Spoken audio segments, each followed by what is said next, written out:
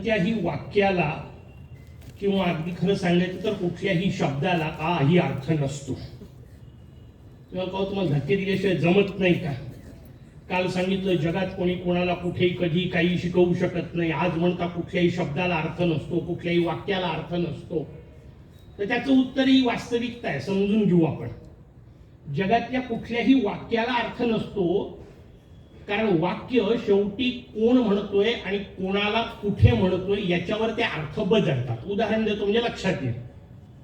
सूर्य मावळला एवढाच एक साधं वाक्य आहे. सूर्य मावळणे ही एक भौगोलिक प्रक्रिया आहे फक्त. पण या वाक्याचे किती वेगवेगळे अर्थ तुम्हाला कळतात ते समजून घ्या. मी नाही सांगत, त्यातला एकही अर्थ मी सांगणार नाही. तुमचे तुम्हाला कळते. ठीक आहे, आता तिथून ऐकणं आपल्याला शक्य नाही, प्रत्येकाच्या हातात नाही फिरवणं शक्य नाही, म्हणून मी त्याची पुन्हा उद्गार करील, तो प्रश्न वेगळा. पण सूर्य मावळला या वाक्याचा पुढे जे अर्थ निघणार आहे तो अर्थ चुकूनही नाही एवढं आपल्याला लक्षात घेईल. हे वाक्य क्रीडांगणावर खेळत असणाऱ्या मुलांना उद्देशून आई जोरात म्हणाली, सूर्य मावळला. वाक्याचा अर्थ काय झाला? वाक्याचा अर्थ झाला, आता खेळणं बंद करा, घरी या. मला सांगा, हा सूर्याचा अर्थ आहे का मावळल्याचा अर्थ आहे? बरं, मुलं घरात बसले होते, खेळत होते. खेळणाऱ्या त्या घरातल्या मुलांना आईने सांगितलं, सूर्य मावळला. वाक्याचा अर्थ, उठा, हातपाय धुवा, देवासमोर उभे राहा, शुभं करोती. येत असेल तर म्हणा. आजकाल येत असेल तरच म्हणायची वेळ आहे, कारण आजीला येईल की नाही खात्री नाही राहिलेली. नाचवाचा तर विषय संपला. पण हा वाक्याचा अर्थ त्या पोरांना कळला की नाही? शेवटी अर्थ म्हणजे काय, तर त्यातून आपल्याला जे कळतं तो जर अर्थ असेल तर आई म्हणाली सूर्य मावळला आणि यांना कळलं उठा, हातपाय धुवा. आता मला सांगा, याचा कुठला अर्थ होता त्या शब्दांचा? नाहीये. नवीन नवीन लग्न झालेली एक सुनबाई होती, तिला कोणीतरी सांगितलं सूर्य मावळला. त्या सूर्याची मावळतीची वेळची जी लाली होती ती हिच्या गालावर फुलली, कारण वाक्याचा अर्थ तिला कळला, आता ते यायची वेळ झाली. घरातल्या एका सुनबाईला तिच्या सासूनी सांगितलं, अगं सुनबाई, सूर्य मावळला. वाक्याचा अर्थ, उठ, देवाजवळ दिवा लाव, संध्याकाळच्या स्वयंपाकाची तयारी कर. हे अर्थ सुनबाईला कळले की नाही? कळले. आता हे सूर्याचे अर्थ होते का मावळल्याचे? गावाच्या बाहेर पडका वाडा होता. त्या वाड्यामध्ये दिवसभर काही चोर झोपले होते. त्यातला एक उठला आणि बाकीच्यांना म्हणाला, सूर्य मावळला. तो जो अर्थ तुम्हाला कळला ना, तो त्या शब्दाचा अर्थ होता, चलो उठो, धंदे का टाइम हो गया. आता हे कुठं सूर्य आणि मावळण्याचे अर्थ आहेत? नाही आहेत. पण हे अर्थ आपल्याला कळलेत ना. हे आपल्याला कळलेत कारण आपण ज्या परिस्थितीत असतो त्या परिस्थितीनुसार त्या शब्दांचे, वाक्यांचे अर्थ आपल्यापर्यंत पोहोचत असतात. आणि ती परिस्थिती लक्षात नाही घेतली तर शब्दांचीही कळत नाही. वाक्य तर फार लांबची गोष्ट झाली. साधा हिशोब आहे. या असं म्हटलंय, तुम्ही कोणाच्या घरी गेले आणि त्यांनी म्हटलं या. लिहिताना कसं लिहाल? य त्याला काना या, संपलं. लिहिताना एवढंच लिहिता येतं. आता मला सांगा, तो या त्यांनी कसा म्हटला हे तिथं कुठे लिहिता येतं? तुम्ही आल्यानंतर त्याला खरंच आनंद झाला असेल तर तो या असा असेल, नाही तर या आलेच असाही असू शकतो. हे कळलं कसं? म्हणून म्हटलं की शब्दांना अर्थ नसतो, अक्षरांनाही अर्थ तर मुळातच नसतो, शब्दांना अर्थ नसतो, वाक्यांना अर्थ नसतो. तुम्ही पाहता कोणत्या दृष्टीने अर्थ त्याला असतो. आणि दत्तयेतू संवाद आपल्याला ती दृष्टी देतोय, पाहायचं कसं ते उलटेही पाहता येतं. लक्षात घ्या. मला एक सहज विषय आठवला. जेव्हा शाळेमध्ये शिकवायचं काम करत होतो तेव्हाची गोष्ट आहे. एक धडा होता आणि त्या धड्यामध्ये असं एक सुभाषित आलं. त्या सुभाषिताचा अर्थ असा होता की तो कवी त्या समुद्राला उद्देशून म्हणतोय. पुढे भगवान दत्तात्रेयांचा एक गुरु म्हणून समुद्र येणार आहे आपल्या समोर. त्या समुद्राला उद्देशून तो कवी म्हणतोय, समुद्रा तू नितांत मूर्ख आहेस. का मूर्ख आहेस? तर त्या समुद्राची रचना पाहून तो कवी त्याच्याकडे पाहतोय आणि म्हणतोय, समुद्रा तू नितांत मूर्ख आहेस. सगळा कचरा डोक्यावर घेतोस. आणि वस्तुस्थिती आहे ना, सगळा कचरा वरती लाटांवर तरंगत असतो. सगळा कचरा डोक्यावर घेतो आणि अत्यंत मूल्यवान असणारे रत्न पायदळीत उडवतोस. ते सगळ्या खाली असतात. म्हणजे समुद्रात तू नितांत मूर्ख आहे. आता मला हे सुभाषित मुलांना शिकवताना वाईट वाटलं. कुठल्याही व्यक्तीचे असे अवगुण शिकवू नयेत. भारतीय संस्कृती नाही. त्यांनी ठीक आहे एका उद्देशाने लिहिलं, पण हे कसं मुलांना शिकवायचं आणि समोरच्या व्यक्तीकडे पाहून त्याची मूर्खता असं जाणून घ्यायची किंवा ती मूर्खता मांडायची, याला शास्त्रच म्हणत नाहीत. तो समुद्र, मी मुलांना सांगताना सांगितलं होतं, तो समुद्र रात्री माझ्या स्वप्नात आला आणि त्यांनी मला प्रार्थना केली, विनंती केली, आज्ञा केली, काय म्हणायचं ते म्हणा, पण तो समुद्र मला म्हणाला एक काम करा, माझ्या वतीने चांगला अर्थ काही सांगता नाही येणार का? म्हटलं बिलकुल सांगता येईल. न सांगता यायला काय झालं? म्हटलं मुलांना दुसऱ्या दिवशी आता मी तुम्हाला दुसरा अर्थ सांगतो. काल तो सुभाषितातला सांगितला, परीक्षेत तोच लिहावा लागणार आहे कारण 5 त्याच्या भरोशावर व्हायचंय, पण दुसरा अर्थ समजून घ्या. म्हटलं कवी त्याला उद्देशून म्हणतोय, समुद्रात तू अत्यंत मूर्ख आहेस कारण कचरा डोक्यावर ठेवतोस आणि रत्न पायदळीत उडवतो. म्हटलं समुद्र त्याला उत्तर देतोय, अरे कवी तुला पाहता येत नाही, मी कचरा बाहेर फेकत राहतो, रत्न जपून ठेवत राहतो. घटना तीच आहे, घटना तीच आहे, परिस्थिती तीच आहे, तुम्ही त्याच्याकडे पाहता कसं याच्यावर अवलंबून आहे. त्या गोष्टीकडे कसं पाहता आणि ते पाहणं जे आहे ना, ती आपल्याला दृष्टी शिकवायची आहे. दत्त महाराज ते शिकवतात. ते 24 नेमके गुरु कोणते, त्या 24 गुरूंकडून केलेले नेमके उपदेश कोणते, घेतलेले गुण कोणते, याची सूची पटकरायसाठी नाहीच आहे संवाद. कालपासून आपण पाहतोय. आपल्याला ती दृष्टी प्राप्त करायची की कुठूनही शिकता येतं, कधीही शिकता येतं, काहीही शिकता येतं. 24 तत्वांचा विचार काल सांगितलेला होता की 24ही तत्वातून शिकता येतं आणि 24ही तास शिकता येतं. ही जी प्रवृत्ती आहे ती आपल्याला समजून घ्यायची आहे. त्या प्रवृत्तीचा विचार आपण समजून घेतोय आणि मग त्यात आपण काल एका गुरूंचा फक्त उल्लेख केला कारण आधीची सगळी पार्श्वभूमी समजून घ्यायचा प्रयत्न केला. आजही एका दिवसात 23 होतील याची खात्री मी देत नाही. प्रयत्न करू आपण जेवढे समजतील, पण मी म्हणतोय तसं महत्वाचं की ते 23 समजले की नाही हे महत्वाचं नाही, 3ही समजले तरी पुरेसे आहेत ना. आचरणात आले तर उपयोग आहे, नाही तर पाठ करून नुसतं करायचंय काय, त्याच्यानुसार आपण काय करू शकतो हे समजून घेऊ. त्याच्यामुळे सिलेबस कम्प्लीट होणे हा विद्यापीठीय विषय आहे आणि विषय आलाच आहे तर सांगून ठेवतो. 14 तारखेपासून दत्त जयंतीच्या पावन मुहूर्तावर याच विषयावर आपल्या गिरवाणवाणी ज्याचा काल उल्लेख केला त्याच्यावर एक निरूपण मालिका येणार आहे. तिथे आपल्याला सगळं सविस्तर ऐकायला मिळेल. जाहिरातही करून घेतो दोन्ही मध्ये, आरामशीर त्याच्यावर पहा. प्रश्न तो नाहीये, प्रश्न ती दृष्टी समजून घ्यायची. दत्त महाराज पृथ्वीकडून शिकले, त्यांनी एकाच गुणाचं वर्णन केलं. काल आपण 3 पाहिले, आठवतायत ना? प्राध्यापक आल्यानंतर पहिलं काम असते पूर्व ज्ञान जागृती. काल काय झालं ते व्यवस्थित तपासून घ्यायचं, तर पुढचं शिकवायचं ना. नाही तर कालचंच आठवत नसेल तर मग ते आपली अवस्था असते, पुढे भडभड मागे सगळं सपाट. ते मागे सपाट नसलं पाहिजे. काल आपण पृथ्वीकडच्या 3 गोष्टींचा विचार केला. पहिली महत्वाची गोष्ट जी दत्तप्रभूंनी सांगितली होती, मी देवी पृथ्वीकडून पृथ्वीकडून सहनशीलता शिकलो, क्षमाशीलता शिकलो. त्यांनी सांगितलेला विषय. दुसरे आपण 2 पाहिले होते आठवत असतील तर. त्यातला पहिला विषय आपण पाहिला होता की जितकं जितकं आत उतराल तितकं तितकं बहुमूल्य झालं पाहिजे. आणि ही वस्तुस्थिती तुमची माझी लक्षात घ्या. हे आपल्याला बाहेरचं जे दिसतंय ना, हे पार्थिव शरीर आहे, याला पृथ्वी तत्वाचं म्हणतात. पंचमहाभौतिक म्हणा, पण त्यात पृथ्वी तत्वाचं आधिक्य आहे म्हणून याला पार्थिवच म्हटलं जातं. शब्द आपण वापरतो ना त्यांचा पार्थिव देह, कारण आता आतलं गेलं, मूल्यवान जे होतं ते गेलं, उरलेलीची किंमत काहीच नाही. याचं एक शेवटचं वाक्य एकच ठरलेलं, किती वाजता येणार. आपल्या आयुष्यातला शेवटचा प्रश्न हाच आहे. हा प्रश्न लोकांनी विचारायच्या आतमध्ये आपले प्रश्न संपले की त्याला जीवनमुक्ती असं म्हणतात. सोपा हिशोब. असं गमतीचा भाग हा पार्थिव देह आहे, पृथ्वी तत्वाचा देह आहे. पण हा एकच आहे का? एकच नाही तर काय. इथे बसलेले तुम्ही सगळे जण मला 3 दिसत आहात. हे वाक्य पुन्हा धक्कादायक होऊ शकतं.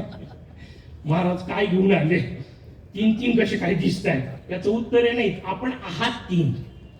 समोर जेवढे बसले तेवढे प्रत्येक जण 3 देहानी युक्त आहे. त्याला त्रिदेह आपल्याकडे म्हटलं. जो दिसतोय तो स्थूल देह, आतमध्ये सूक्ष्म आणि कारण देह. तुला काही आम्हाला समजेल असं भाषेत नाही सांगता येणार का? आम्हाला कुठं ध्यान लागणार आहे, आम्हाला कुठं सूक्ष्म देह कळणार आहे, आम्हाला कुठं कारण देह कळणार आहे? नाही कळणार. चला तुम्हाला कळेल अशा भाषेतलं, तुमच्या अनुभवातलं सांगतो, मग तर पटेल की नाही. इथे बसलेल्या प्रत्येकाने आयुष्यात कधी ना कधीतरी एक स्वप्न असं पाहिलंय की स्वप्नामध्ये आपण धावत धावत कुठंतरी चाललोय. पाहिलं ना असं स्वप्न? पाहिलं. आता पहा 3 कसे आहेत. तुम्ही स्वप्न पाहिलं, तुम्ही धावत धावत कुठेतरी चाललेले आहात. पहिला तो जो पलंगावर झोपलाय तो कुठं धावत आहे? तो झोपलाय, तो पहिला देह. बर ठीक आहे, ते कळलं. दुसरा जो धावताना दिसत आहे तो दुसरा, काही अडचण नाही, कळलं. 2 कळले. म्हणजे तिसरा पाहत कोण आहे? धावताना पाहत जो आहे तो तिसरा. आणि हे 3 आपल्या आतमध्ये आहेत. या 3 मध्ये जीवात्मा राहतो, ज्याच्यात राहतो त्याला पुर असं म्हणतात. म्हणून या 3 ला जे एकत्र केलं त्याला त्रिपुर शब्द वापरला. आणि हा त्रिपुर जाळायचा आहे, तो नाही, ते तर प्रतीक आहे. ते प्रतीक कशा करताय? हे 3ही जाळायचे. आणि पंचायत काय होते की आपला एकच जळतो, तेही लोक जाळतात, आपण नाहीच. आपला एकच जळतोय, आतले 2 शिल्लकच आहेत. आणि आतले 2 जोपर्यंत शिल्लक आहेत तोपर्यंत आचार्यांनी सांगितलेलाच नियम आहे, पुनरपि जननम पुनरपि मरणम पुनरपि जननी जठरे शयनम. आतले 2 संपले पाहिजे. ते आतले 2 कसे संपवायचे ते समजून घ्यायचंय, लक्षात घ्या. आणि मग हे 3ही एकाच बाणात भगवान शंकर मारतात. एका बाणात 3ही नगर उडवतात, तेव्हाच ते मरतात. तोपर्यंत त्रिपुर नाही मरत.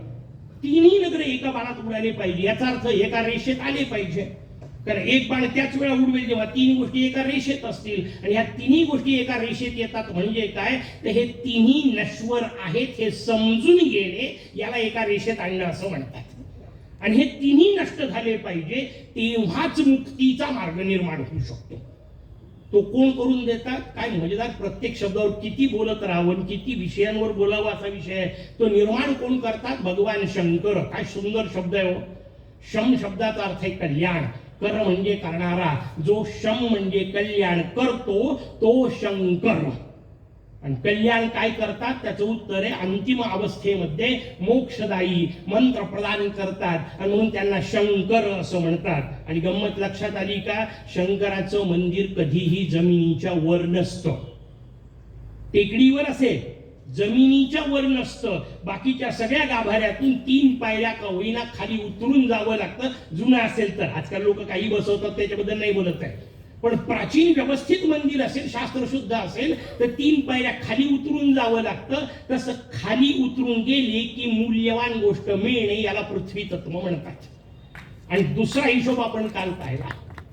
दुसऱ्या हिशोबात आपण पाहिलं की पश्चिमेकडून ती पूर्वेकडे जाते. याचा अर्थ भोगाकडून त्यागाकडे, भोगाकडून योगाकडे जीवनाचा प्रवास असावा, हे आपल्याला पृथ्वीकडून शिकता येतं. कारण पश्चिम हा भोगाचं प्रतीक आहे. त्यात अस्त होणे, पश्चात सूर्योदयाची जिथं पश्चिम अवस्था होते, तिथं जिथं समाप्ती होते दिवसाची, म्हणून तिकडे. आणि पूर्व, त्याच्या पूर्वी, सूर्योदयाच्या पूर्वी जिथं उगम झालेला असतो तेजाचा, त्याला पूर्व म्हटलं. पूर्व आणि पश्चिमचा हिशोब आपल्या समोर सांगितला. ती रचना आपल्याला इथं समजून घ्यायची आहे. पहिले गुरु असे 5ही केले, ज्यांना आपण पंचमहाभूत म्हणतो. क्रम वेगवेगळा आहे, त्या क्रमात मी आता शिरत नाही. पृथ्वी, आप, तेज, वायू, आकाश, 5चा विचार केला. 5 वेगवेगळे गुरु करताना या महाभूतांचा, पंच तन्मात्र ज्याला शास्त्रकारांनी म्हटलं, त्यांचा विचार केला. दुसरा विषय कोणता? जलाचा. काय शिकले? भगवान दत्तात्रेय महाराजांनी जलाबद्दल 2-3 वेगवेगळ्या गोष्टी सांगितल्या. पहिली महत्वाची गोष्ट ते सांगतात, ते जल स्वतःहून शुद्ध होतं आणि शांत थंड होतं. हा जलाचा गुणधर्म आहे, लक्षात घ्या. एक मजेदार कथा सांगतो. गुरु महाराज होते, शिष्य होते त्यांच्यासोबत. पूर्वीच्या काळची परिस्थिती होती, पायी जाण्याशिवाय पर्याय नव्हता. फार फार तर बैलगाडीतून वगैरे जावं लागत होतं. गुरु महाराज निघाले, बराच वेळचा प्रवास केला. जिथं थांबले तिथं तहान लागली. शिष्यांना सांगण्यात आलं, जरा पाण्याची सोय करा, कुठून तरी पाणी मिळवा. गुरु महाराज एका झाडाखाली बसले. शिष्य जरा थोडंसं धावत धावत पुढे गेला. एका जागी एक लहानसा ओहोळ वाहत होता. नाही असं नाही, पण त्या ओहोळातून आत्ताच काही गाड्या गेल्या होत्या, बैलगाड्या गेल्या होत्या आणि सगळं पाणी गढूळ झालेलं होतं. लहानसं त्याचा डोह होता पाणी घेण्या इतका. त्यांनी येऊन गुरु महाराजांना सांगितलं, म्हणजे पाणी तर आहे पण स्वच्छ नाहीये, पिण्यासारखं नाहीये. गुरु महाराजांनी काय सांगावं? म्हणे एक काम कर, त्या ओढ्याच्या पुढे जवळ जा, पुन्हा डोळे मीट, तिथं शांतपणे बस. दिगंबरा दिगंबरा 108 वेळा म्हण, 1008 वेळा म्हण. याचा काय संबंध? शिष्य काय समजे ना, पाणी अस्वच्छ असते आता दिगंबरा दिगंबरा करण्याचे काय संबंध आहे? पण आता गुरु महाराजांनी सांगितलं नाही कसं म्हणणार. गेला बिचारा, बसला आरामशीर, 1000 वेळा दिगंबरा दिगंबराचा जप केला, डोळे उघडून पाहिले तर पाणी स्वच्छ. त्याला एवढं आश्चर्य वाटलं. पाणी तर घेतलं, गुरु महाराजांना तर आणून दिलं, आणि आणल्यानंतर त्यांनी वाक्य फार मजेदार वापरलं. म्हणजे महाराज कमाल झाली, मी काहीच केलं नाही तरी ते पाणी स्वच्छ झालं. गुरु महाराज म्हणतात म्हणूनच झालं. तू काही करतो हेच प्रॉब्लेम आहे. तू काही करणं बंद कर की बहुसंख्य समस्या सुटतात. पण आपल्याला वाटते सगळं आपणच करतोय, आपल्याच भरोशावर चाललंय, हीच तर समस्या आहे. जग जे काय चाललंय ते माझ्या भरोशावर, मी नाही लक्ष दिलं तर कसं होईल, हे ज्याला ज्याला वाटतं गडबड तिथं आहे. आपल्याला ती समजून घ्यायची आहे. भगवान दत्तात्रेय सांगतात जल स्वतःहून शुद्ध होतं आणि स्वतःहून शांत होतं. ते ढवळलं समजा कोणी तर ते पुन्हा शांततेला प्राप्त होतं. आणि तिसरी गोष्ट स्वाभाविक आपल्याला, ती जरी तिथे शब्दात नसली तरी आपल्याला समजून घ्यायची, त्याला जबरदस्ती गरम केलं तरी ते पुन्हा थंड होतं. साधुत्वाला या 3 गोष्टी जमल्या पाहिजे. जबरदस्ती कोणी बाहेरून गरम करायचा प्रयत्न केला तरी ज्याला शांत स्वतःहून होता येतं त्याला साधू म्हणतात. परमपूज्य गोंदवलेकर महाराजांच्या जीवनातला एक प्रसंग आहे, सहज गंमत म्हणून सांगतो. महाराज प्रवचन करत बसले होते. त्यांचा एक नातेवाईक, त्या नातेवाईकाचं काहीतरी भांडण होतं. महाराजांकडून भांडण असण्याचा प्रश्नच येत नाही. म्हणजे काल मला एकाने मस्त प्रश्न विचारला व्हॉट्सअपवर, म्हणजे संस्कृत शिकून घ्यावं, कारण जर समजा नवरा बायको भांडत असतील तर शेजार पदार्थांना निदान कळत तरी नाही म्हणा. मी त्याला उत्तर मस्त दिलं, म्हटलं संस्कृत जरूर शिकून घ्यावं, पण लक्षात ठेव संस्कृत शिकून घेतल्यानंतर भांडणं करायची गरज पडत नाही, कारण ज्याला संस्कृत येतो तो भांडण्याच्या भानगडीत पडत नाही. महाराजांकडून भांडण नव्हतं, भांडण त्याच्याचकडून होतं. त्याने महाराजांना वाटेल तशा शिव्या दिल्या. महाराज शांत बसून, काल सांगितलं समशत्रूच्या मित्र तथा मान अपमान यो, जगणारे महापुरुष आहेत, लक्षात घ्या, त्यांच्याकडून ते शिकायचं आहे. महाराज शांत बसून, शिष्य महाराज थोडे होते, शिष्य चुळबुळ चुळबुळ, त्यांनी उचलला त्या शिष्याला, त्या माणसाला, नातेवाईकाला उचलून बाहेर घेऊन फेकला. आता महाराजांचा नातेवाईक होता म्हणून मारलं नाही, सोडून दिलं. पुन्हा येऊन बसले. महाराजांनी आपल्या रामनामाचा जयघोष केला. पुढचं प्रवचन जशाला तसं सुरू, टू बी कंटिन्यू, आरामशीर शांतपणे. पण शिष्य चुळबुळ चुळबुळ, महाराजांना काही बोलला असं कसं, महाराज काहीच रिॲक्ट करत नाही असं कसं. शांतपणे प्रवचन तर संपेपर्यंत कोणाला बोलता येत नव्हतं, मुकाट्याने बसून राहिले. प्रवचन संपल्यानंतर एकाने गंभीरपणे शेवटी विचारलं न राहून, म्हणजे महाराज त्यांनी तुम्हाला इतक्या शिव्या दिल्या तरी तुम्ही इतके शांत कसे? उत्सवातून घेऊन जायचं. महाराज त्यांनी तुम्हाला इतक्या शिव्या दिल्या तरी तुम्ही इतके शांत कसे? महाराजांनी दिलेलं अत्यंत रमणीय उत्तर आहे. महाराज म्हणाले त्यांनी दिल्या, मी कुठं घेतल्या. याला महाराज म्हणतात. आणि न दिलेल्या घेतो त्याला आपण म्हणतो. दिलेल्या घेत नाहीत ते, आपण न दिलेल्या घेतो ना.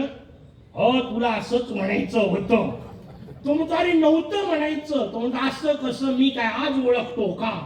हे काय फुकटच पांढरे झाले का? नुसते काय उन्हातच गेले का? इतके वर्ष काय उगीच जगतोय का? तुला असंच म्हणायचं होतं. हे त्यांनी न दिलेल्या शिवाय आपण घेतो, म्हणून रात्रभर तळमळत राहतो. मोठी अडचण आहे, लक्षात घ्या. काय स्वीकारायचं ते कळलं पाहिजे. तू काही करू नको, आपोआप शांत होणार आहे. आणि मग ही रचना आपल्याला शिकायची एवढ्या करताय की पाणी नाही शिकायचंय, जीवन शिकायचंय. कारण पाण्याकरता संस्कृत मध्ये शब्दच जीवन आहे. किती मजेदार रचना आहे. पाणी म्हणजे जीवन. जीवन असं असलं पाहिजे. आला एखादा प्रसंग ढवळल्या जाईल नाही असं नाही. असं नाही की 24 तास बिना कामक्रोधाचा राहणार आहे, येईल, पण ते तात्कालिक असलं पाहिजे. ती गढूळता बसली पाहिजे आणि पुन्हा स्वच्छता प्राप्त करता आली पाहिजे. शांतता हा स्वभाव असला पाहिजे. जसा शुद्धता, शीतलता हा पाण्याचा स्वभाव आहे. त्याला जबरदस्ती गरम केलं तरी ते पुन्हा थंड होतं. कारण अग्नी बाजूला गेला की त्याची थंड होण्याची प्रक्रिया ताबडतोब सुरू. तसं एखाद्या कारणाने क्रोध आला असेल तर ते कारण बाजूला गेल्या क्षणी पुन्हा तुम्ही जागेवर येत असाल तर मग त्या क्रोधाला काही हरकत नाही. पण ते तेवढ्याच पुरतं असलं पाहिजे ना. आपलं तसं नाही होत. आपल्याकडची पंचायत असे 25 वर्षापूर्वीच्या लग्नात तू मला असं म्हटला होता, ते 25 वर्ष पुरते. हा प्रॉब्लेम आहे, लक्षात घ्या. पुन्हा शीतलता येत नाही. दुसऱ्या महत्वाच्या 2 गोष्टी दत्त महाराजांनी सांगितल्या. जल मधुर आहे आणि जल, तिसरी गोष्ट तिथं नाही सांगितलेली, मी सांगतो, जल श्वेत आहे. हे वाक्य धक्कादायक आहे ना, कारण लहानपणापासून शाळेत आपण हेच पाठ केलं, पाण्याला ना रंग असतो ना पाण्याला चव असते. ते ज्यांना ज्ञानाची चव नसते अशा लोकांनी सांगितलं होतं. आता काय बोलू दुसरं. पाण्याला गोड ही पाण्याची चव असते. मधुरता हा जलाचा स्वभाव आहे. कसं कळेल? तुमच्या माझ्याकडच्या शास्त्रकारांनी सांगितलं, पहिले आवळा खा आणि मग प्या. पहिले पदिना खा आणि मग प्या, म्हणजे पाण्याचा मधुर भाव काय तो कळतो. पाण्याला रंग पांढरा असतो. धक्कादायक आहे ना. तर आपण तर बिना रंगाचंच पाहतो. त्याचं उत्तर आहे नाही, पाण्याला रंग पांढरा असतो. कसं कळायचं? 2 मार्ग सांगतो. पहिला, धबधबा पाहिला की नाही आयुष्यात? खळखळत वाहणारा प्रवाह पाहिला की नाही आयुष्यात? त्याला येणारा पांढरा रंग कुठून आला? कोणी टाकला त्याच्यात? कोणीच नाही टाकला. तो आपोआपच पांढरा आला. का आला? कारण त्या जलाचाच तो रंग आहे. दुसरा प्रकार, तुम्ही घरात करत असलेला, पाणी भरून जेव्हा ठेवता फ्रीज मध्ये तेव्हा त्याला रंग नसतो, पण बाहेर जेव्हा बर्फ येतो तेव्हा तो पांढरा असतो की नसतो? तो पांढरा रंग कुठून आला? त्याचं उत्तर येतो, त्या पाण्याचाच होता. तेवढं घनीभूत ते झालं नव्हतं म्हणून आपल्याला दिसला नव्हता. आपल्या दिसण्यावर जाऊ नका. आपल्याला दिसत नाही अशा असंख्य गोष्टी आहेत. समोर श्लोक असतात, अर्थ दिसत नाही म्हणजे नसतात, असं थोडे आहे. सगळं गुरुचरित्र वाचलं नंतर पंचायत पडते नेमकं हे काय होतं, हे आपली अडचण. तो विषय नाहीये. आपल्या दिसण्या न दिसण्यावर जाऊ नका. आता माझ्या समोर असणाऱ्या या माईकवर अब्जावधी जीव आहेत. मान्य करताना विज्ञान, याच्यावर अब्जावधी जीव आहेत. एक तरी दिसतोय का? नाही दिसत आहे. पण नाही दिसत आहे म्हणून नाही असं म्हणणार का? त्याचं उत्तर आहे, कशी दिसतील? त्याचं उत्तर या माईकला कुठल्या तरी प्रयोगशाळेत न्यावं लागेल. मला मोठा एखादा टेलिस्कोप घ्यावा लागेल. त्याच्या खाली एखाद्या शास्त्रज्ञाच्या आधारे पाहावं लागेल. मग याच्यावरचे जीव दिसतील. बरोबर की नाही? मग मला सांगा, हा क्षुद्र जीव दिसाय करता एवढी मेहनत करावी लागेल आणि परमात्मा कुठे आहे दाखवा म्हणतात. आपले तीर्थरूपाचे नौकर आहेत का कुठेही दाखवायला? असं कसं दिसेल? तोही दिसतो, पण त्याच्याकरता घरचे कामधाम सोडून यावं लागतं, माऊलीत बसावं लागतं, श्री गुरूंचे पाय धरावे लागतात आणि त्यांनी दिलेली साधना स्वतः करावी लागते. गुरु महाराज साधना नाही करून घेणार तुमची, ते मार्गदर्शन करतील. करावी आपल्याला लागेल. मग आपल्याला परमात्मा तत्व दिसेल. मग ज्यांना दिसतं ना त्यांना विचारा. लोक जेव्हा विचारतात की का आम्हाला परमात्मा कुठंच दिसत नाही, सांगणेवाले म्हणतात, अरे अशी एकही जागा नाही जिथं दिसत नाही. त्या प्रल्हादाची कथा आठवा ना. त्या हिरण्यकश्यपूने प्रश्न विचारला, कुठे आहे तुझा तो नारायण? तो प्रल्हाद त्या हिरण्यकश्यपूला म्हणतो, बाबा जरा व्याकरणाचा अभ्यास वगैरे करत जा. चुकीचे प्रश्न काय विचारता? कुठं आहे काय विचारता, कुठं नाही विचारा. अत्यतिष्ठत 10 अंगुला. सगळ्या ब्रह्मांडाला व्यापला आणि पुन्हा 10 अंगुल उरलेला आहे. कुठं नाही काय विचारता? आणि पुढचा प्रसंग वाचताना मला नेहमी गंमत वाटते.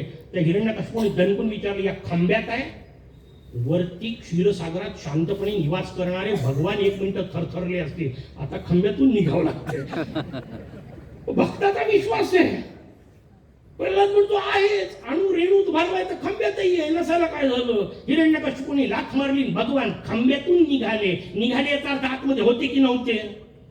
होते तेव्हाच निघाले की नाही? खांब्यात सुद्धा भरलेला आहे. आपल्यातला माणसातला दिसत नाही इथपर्यंत आपली पंचायत आहे. खांब्यातला दिसाय करता प्रल्हाद व्हावं लागतं. मग खांबा सुद्धा भगवान असतो. ही रचना समजून घ्या. मी आपल्याला पांढरा रंग सांगितला आणि जलाबद्दल तिसरी शोक सांगितला त्यांनी, की जलाचं म्हणजे जीवनाचं ते सूत्र आपल्याला जे सांगायचंय ते, की जल काय होतं? त्याचं उत्तर आहे, जल सतत धावत राहतं. कशा करता धावतं? त्याचं उत्तर आहे, ते गंगेत मिसळण्यासाठी धावतं. आता त्याच्या हिशोबामध्ये भौगोलिक रचनेमध्ये त्याला गंगेपर्यंत कदाचित जाता येईल नाही येईल, पण म्हणून गंगा जिथं पोचते तिथं ते पोचतं समुद्रात. आणि समुद्र हा त्याचा आरंभ बिंदू आहे, लक्षात घ्या. जल आलं कुठून? त्याचं उत्तर आहे समुद्रातून. आपल्याला पाहिलेलं आपल्याला तेवढंच वाटते म्हणून आपल्याला वाटते ढगातून आलं, पण ढगात कुठून आलं? त्याचं उत्तर आहे ढगात समुद्रातून आलं. आणि कसं आलं? भगवंतांनी सूर्याचं वर्णन केलेलं आहे. सगळे जसे जसे वाचेतील सांगतो. सूर्य जल ग्रहण करतो असं वर्णन सांगतात. आणि मी सूर्याकडून काय शिकलो तर जल ग्रहण करायचंय समुद्राच्या पाण्याचं, पण जे ग्रहण करायचंय ते स्वतःसाठी नाही, वाटण्यासाठी करायचंय. काय म्हणतात रचना आहे, लक्षात घ्या. ते म्हणतात मी हे सूर्याकडून शिकलो. सूर्य त्या पाण्याची वाफ करतो म्हणून ढगात येतं. ढगाचं स्वतःचं नाहीये, ढग फक्त वाहक आहे, ढगाचं स्वतःचं काहीच नाही. सूर्याने त्या पाण्याची वाफ केली आणि विषय निघाला. म्हणून गमतीदार मजेदार विषय सांगतो. किती विज्ञान निष्ठ आहे तुमची माझी संस्कृती, वेगवेगळ्या अर्थाने समजून घ्या. जसं मगाशी पाण्याचा रंग पांढरा, विज्ञानवाल्यांना न कळणारा हिशोब सांगितला, पाण्याची चव मधुर, विज्ञानाच्या पलीकडची सांगितली. तसा आणखीन एक विज्ञान निष्ठ हिशोब आपल्या समोर सांगतो. या महिन्याला सर्वश्रेष्ठ म्हटलं, स्वतः भगवंतानी म्हटलं मासाला मार्गशीर्षोहम. काय वैशिष्ट्य मार्गशीर्ष महिन्याचं? त्याचं उत्तर तुम्ही म्हणाल भगवद्गीता त्या दिवसात सांगितली. आणि भगवद्गीता नंतर सांगितली. भगवंतांनी आधी वर्णन केलं ना मासाला मार्गशीर्षोहम, नंतर भगवद्गीतेत आलं ते. पण तेव्हा भगवान का मार्गशीर्षाला मी म्हणत आहेत? मार्गशीर्ष म्हणजे असं दुसरं काय आलं की ज्याच्याकरता मार्गशीर्षाला म्हणावं? त्याचं उत्तर विज्ञाननिष्ठ पद्धतीने समजून घ्या. मार्गशीर्ष महिना हा जलगर्भ धारणेचा महिना आहे. या दिवसांमध्ये आता दक्षिणेत आहे सूर्यनारायणाचं भ्रमण, दक्षिण गोलार्धावर त्याचे सूर्यकिरण सरळ पडत आहेत. त्या किरणांनी समुद्राच्या पाण्याची वाफ होणार आहे. मार्गशीर्षात ही प्रक्रिया सुरू होते आणि मेघ तयार व्हायला सुरुवात होते. ते मेघ आपल्याकडे येईपर्यंत वर्षाकाळ येणार आहे, लक्षात घ्या. कारण त्याची पूर्ण तयार होण्याची प्रक्रिया, त्याची जलगर्भधारणा होणे, तो संपृक्त होणे, त्याचा तेवढा प्रवास, त्याच्यापर्यंत आपल्याकडे चैत्र वैशाख पूर्ण उठून जातील. ज्येष्ठ आषाढाची वेळ येईल तेव्हा आपल्यापर्यंत येऊन पोहोचेल. पण प्रक्रिया सुरू कुठं होते? मार्गशीर्षात. आणि भगवान म्हणतात जीवनाची प्रक्रिया माझ्या स्वरूपात सुरू होते, म्हणून मासाना मार्गशीर्षोहम. आणि सुरुवात त्याच्याच पाशी आहे. भारतीय संस्कृतीचं वैभव आहे, लक्षात घ्या. या जगातली प्रत्येक गोष्ट चक्राकार आहे, सगळ्याच गोष्टी चक्राकार. पाण्याचा हिशोब म्हटलं की तुम्हाला लहानपणीचे चक्र आठवण, जलचक्र. मेघातून पाणी पडतं, पाण्याचा प्रवाह, प्रवाहाचा नाला, नाल्याची नदी, नदीची महानदी, महानदीचा समुद्र, समुद्राच्या पाण्याची पुन्हा वाफ, सगळी चक्र. बरं गंमत अशी की हे सगळं चक्र भगवंताच्या हातात असतं. आणि ते भगवंताच्या हातात असतं तोपर्यंत सुदर्शन असतं. सुटलं की मग काय होतं ते ज्यांच्या ज्यांच्या मागं लागलं त्यांना विचारा.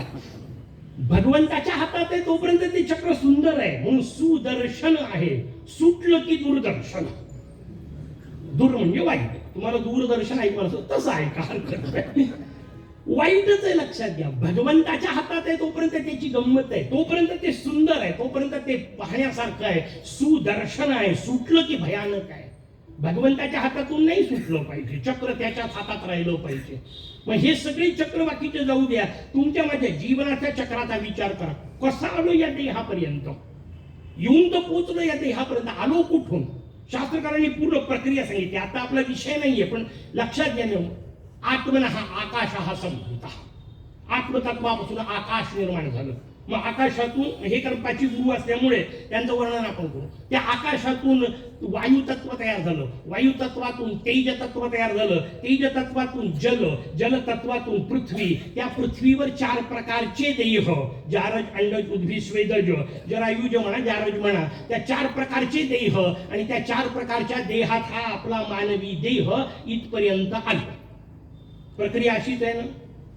आकाश, वायू, तेज करत करत या देहापर्यंत आलो. सुरू कुठून झाली प्रक्रिया?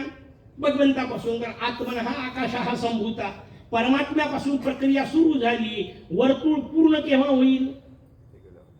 वर्तुळ ही जगातली एकमेव अशी अद्वितीय रचना आहे जिचा आरंभ बिंदू अंतिम बिंदू एकच असतो. सांगताच येत नाही सुरू कुठून झालं संपलं कुठे. जिथून सुरू झालं तिथेच संपलं तरच ते पूर्ण होणार आहे, वर्तुळ पूर्ण होणार आहे, लक्षात घ्या. आणि मग सुरू कुठून झालं? भगवंताच्या चरणापासून. संपेल कुठं? त्याचं उत्तर आहे जेव्हा हे चक्र भगवंताच्या चरणी जाऊन थांबेल तेव्हा संपेल. या देहाच्या माध्यमातून त्या चरणापर्यंतचा प्रवास करायचा आहे. इकडचा नाही झाला तर चालेल, इकडचा झाला नाही पाहिजे. वापस तर जाऊ नका, कारण चक्र 5 मिनिटं उलट फिरलं तर वाट लावतं. नदी समुद्रात गेली आणि कल्पना करा, समुद्राचं पाणी वाफ न होता पुन्हा नदीत 5 मिनिटाकरता आलं. 5च मिनिटं. समुद्राचं पाणी 5 मिनिटाकरता नदीत आलं तर ना व्याख्यान द्यायला मी राहतो ना ऐकायला तुम्ही राहता. संपून जाईल. चक्र उलटे फिरलेलं नाही चालणार. लक्षात घ्या, चक्र पुढेच गेलं पाहिजे. मी ईश्वरी तत्वाच्या दिशेने प्रवाहित झालो नाही झालो हरकत नाही. निदान वापस पशुत्वाकडे तर जाऊ नये, पुन्हा त्याच्यात तर अडकू नये. हिशोब तो समजून घ्यायचा आहे. आणि म्हणून चक्र पुढे गेलं पाहिजे. हा नियमशास्त्रकारांनी आपल्याला सांगितला. त्या चक्रामधला हिशोब मी आपल्याला सांगतोय. जल नेहमी पुढे जात आहे का? गंगा होण्यासाठी. जीवनाची रचना कशी असली पाहिजे? तशी असली पाहिजे. मला गंगा व्हायचंय, तीर्थ व्हायचंय. आपल्याकडे श्रेष्ठत्वाचं मापच तीर्थ आहे. म्हणून तर माता पित्यांना तीर्थ रूप शब्द आहे, कारण ते श्रेष्ठ आहेत, वंदनीय आहेत. माझं जीवन वंदनीय असलं पाहिजे, तीर्थ असलं पाहिजे. फार क्वचित एखाद्या वेळा काव्यस्फूर्ती भगवान करून देतो, पण गमतीने 2 ओळी लिहिल्या होत्या सहज आपल्या समोर ठेवतो. जीवनाची रचना कशी असली पाहिजे? श्वास हा प्रत्येक माझा नित्य त्याचे गीत व्हावे. माझ्या प्रत्येक श्वासाचं गीत झालं पाहिजे. आणि लक्षात ठेवा, जाळले जाणारच आहोत, इलाज नाही. तुमच्या माझ्या इच्छा बिच्छा जाऊ द्या बाजूला, पण जाळल्यावर तयार काय होणार ते महत्वाचं आहे. कचरा जेव्हा जाळल्या जातो तेव्हा जी तयार होते तिला राख असं म्हणतात. आपल्यातले अनेकांची राखच होते, म्हणून बाकीचे म्हणतात राख शिरवायला जाऊ, कारण झालेली राखच असते. राख नाही झाली पाहिजे. जळण्याच्या प्रक्रियेत राख होते हे बरोबर आहे, पण जळण्याची दुसरी प्रक्रिया आपण कधी पाहिली नाही डोळे उघडून, म्हणून लक्षात घ्या. जळण्याची प्रक्रिया यज्ञात नाही होत का? तिथेही भगवान अग्निनारायण प्रगटलेले असतात, त्यांच्यात आहुत्या टाकल्या जातात. बाहेरून पाहण्यावाल्याच्या दृष्टीने आहुत्या जळल्या, पण लक्षात घ्या, आहुतींत जे खाली उरतं त्याला राख नाही म्हणत, त्याला भस्म म्हणतात. तुमच्या माझ्या जीवनाचं भस्म झालं पाहिजे. जळावं तर लागणारच आहे, पण त्या जळल्यानंतर भस्म झालं पाहिजे. असं भस्म झालं पाहिजे जे भस्मोधूलित होण्यासाठी भोलेनाथाला आवडलं पाहिजे. म्हणून काय मजेदार रचना सांगितली आता म्हटलं तसं, श्वास हा प्रत्येक माझा नित्य त्याचे गीत व्हावे, शेवटी माझ्या तनूची राख नोवे भस्म व्हावे. तुमच्या माझ्या जीवनाचं भस्म झालं पाहिजे. ही रचना आपल्याला समजून घ्यायची. आणि म्हणून गंगेच्या दिशेने ते पाणी जातं. भगवान दत्तात्रेय महाराज म्हणतात, मी त्या जलाकडून शिकलो तीर्थत्वाच्या दिशेने प्रवास करणे.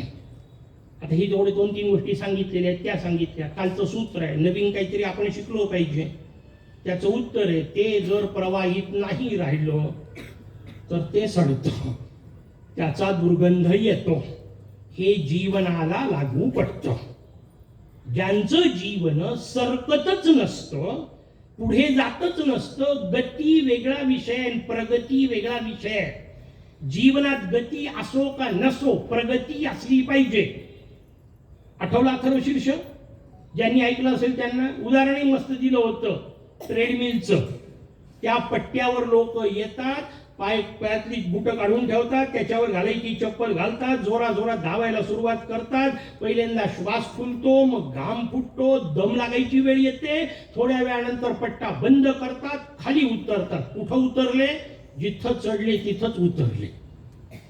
मेहनत किती झाली, श्वास किती लागला, दम किती लागला, घाम किती फुटला, सगळं झालं. पुढे कुठे गेले?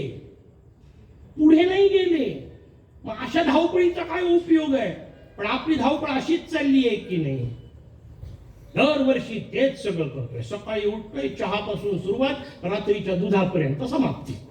पण रोज तेच चाललंय. ते करू नका असं नाही म्हणत आहे, ते आवश्यक आहे. शरीर पोषणाकरता जे जे आहे ते करायचं आहे, पण ते करताना स्वतःला कुठंतरी तर विचारा.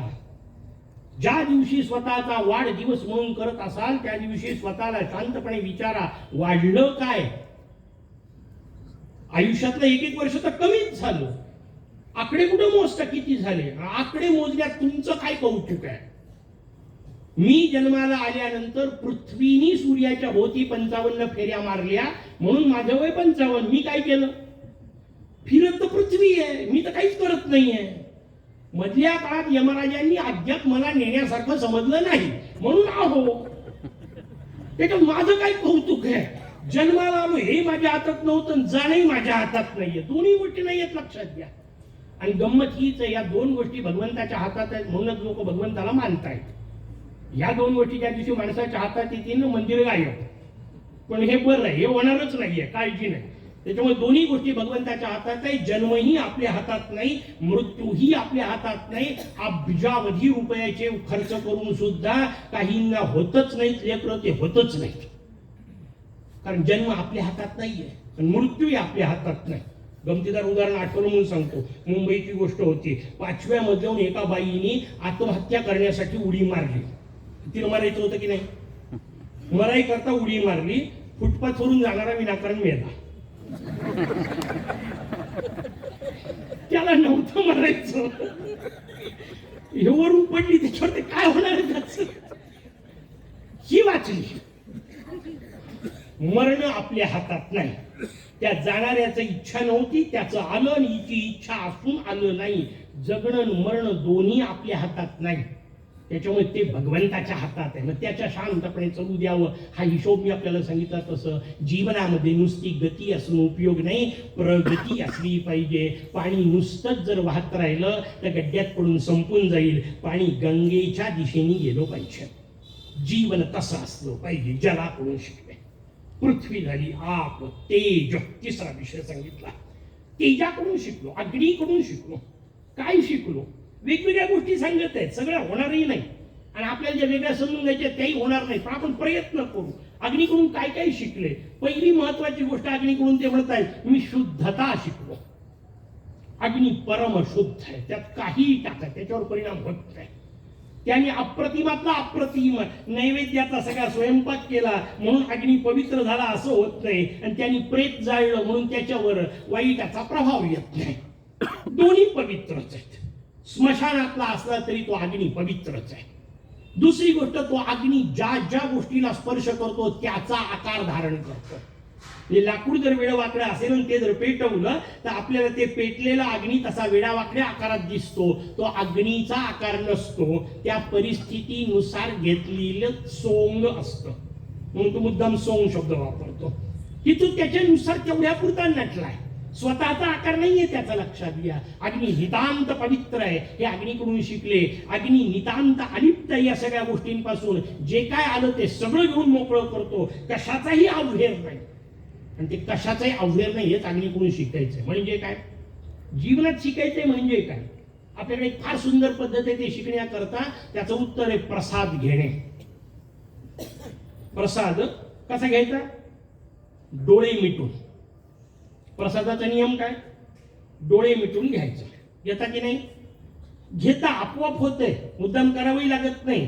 ते सहज पाहून पाहून डोक्यात बसलंय, पण असं हातात घेतलं की असं आपोआप डोळे मिटले जातात. प्रसाद डोळे मिटून घ्यायचा म्हणजे काय? त्या वाक्याचा अर्थ डोळे मिटून घ्यायचा अर्थ काही हातावर पडलेला खायचा असा नाही. नसलेला अर्थ काढू नका. डोळे मिटून प्रसाद घ्यायचा याचा अर्थ जे हातावर पडलं ते मुकाट्याने स्वीकारून मोकळं व्हायचं. त्याला म्हणतात डोळे मिटून घ्यायचं. आपली पंचायत काय होते? आपण उघडून डोळे पाहतो, काय मिळालंय ते पाहतो, तिथेही प्रॉब्लेम नाही. शेजाऱ्याचा हात पाहतो आणि मग सुरू होतं, मला फक्त चिरंजीचे दाणे आले त्याला काजू गेला. इथं गडबड होते.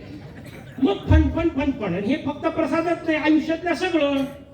आपल्या वाट्याला जे चिरंजीचे दाणे आले असतील तेच आपले म्हणायचे, मुकाट्याने आयुष्य काढायचं. याला प्रसाद घेणे असं म्हणतात. शेजारचे बदाम पाहायचे नाही. कळलं का?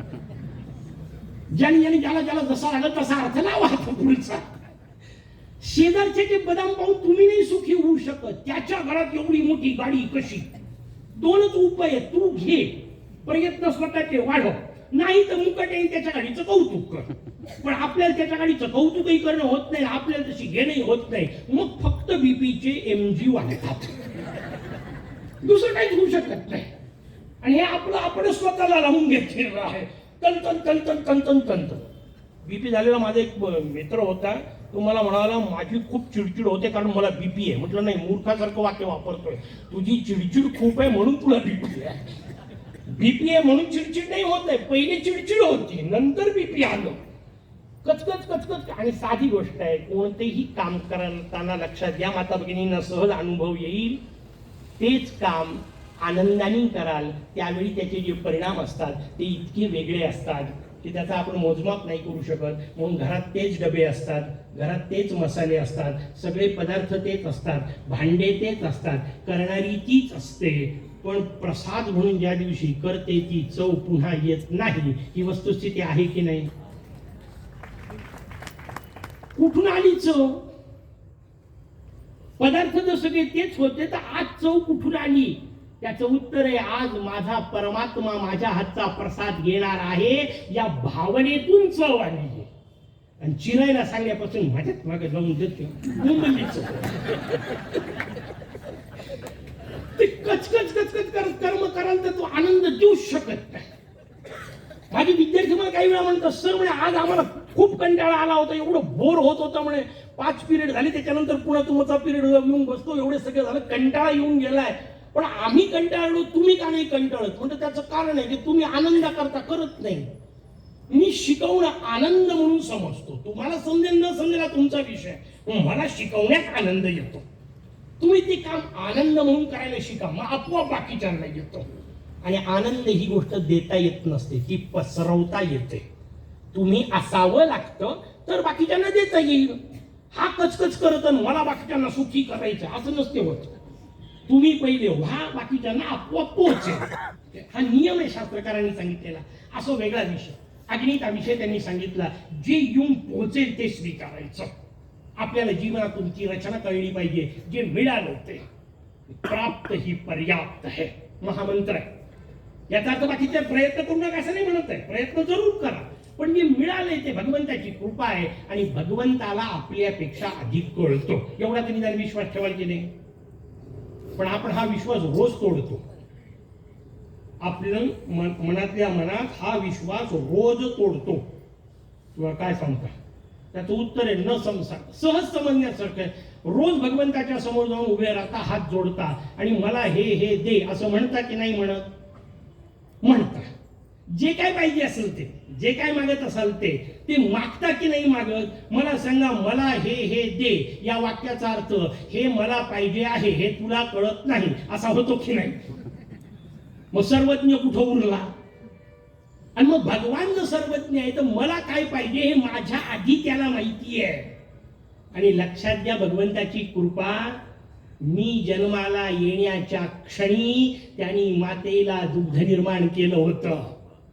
तुमची काळजी तुमच्यापेक्षा त्याला जास्त आहे. आपण त्याच्या रचनेत गडबड करतो. दुधाचा विषय निघाला म्हणून एकच मिनिट फक्त आपल्याला सांगतो. लहानपणी आपण जेव्हा जन्माला आलो तेव्हा नसलेला एक अवयव होता, दात. जन्माला तेव्हा कुठं होते? नव्हते. का नव्हते? भगवंताच्या फॅक्टरीत प्रॉब्लेम होता, स्टॉक काही कमी होता. जन्माला घालताना सगळं जन्माला घालता येत होतं, दात लावून पाठवायला काय प्रॉब्लेम होता? पण नाही पाठवलं. का नाही पाठवल्याचा कधी विचार केलाय का? आता निदान सगळे पडायची वेळ आली तेव्हा तरी विचार यायला पाहिजे की नाही, आधीच जाऊ द्या. का नसतील? तर त्याचं उत्तर हे आहे की त्यावेळा आपल्याला फक्त दूधच प्यायचं होतं. दाताची काय गरज होती? कारण दूध ही प्यायची गोष्ट होती, चावायची गोष्ट थोडी होती. आणि चावायची आवश्यकता नसल्यामुळे दात नव्हते. चावायची आवश्यकता का नव्हती? तर त्याचं उत्तर आहे, नवीन असलेले ते आतडे इतके नाजूक होते की त्या आतड्यांना चावण्याचे गोष्ट पदार्थ चालू शकले नसते. फक्त जलपदार्थ, जलयुक्त पदार्थ, दूधच फक्त चालू शकत होतं. आणि म्हणून आतड्यांची कमकुवतता असल्यामुळे दात नव्हते. जसे जसे आतडे मजबूत होत गेले तसे तसे दात येत गेले. आनंदाची गोष्ट होती कारण येत होते. पुढचं तिथं गडबड आहे. जसे जसे ते आतडे क्षीण होत जातील तसे तसे भगवान दिलेले काढून घेणार आहे. आणि त्यांनी एक एक एक एक दाढ काढून घेतली की समजून घ्यायचं आता भगवान सांगतोय खाणं पुरे.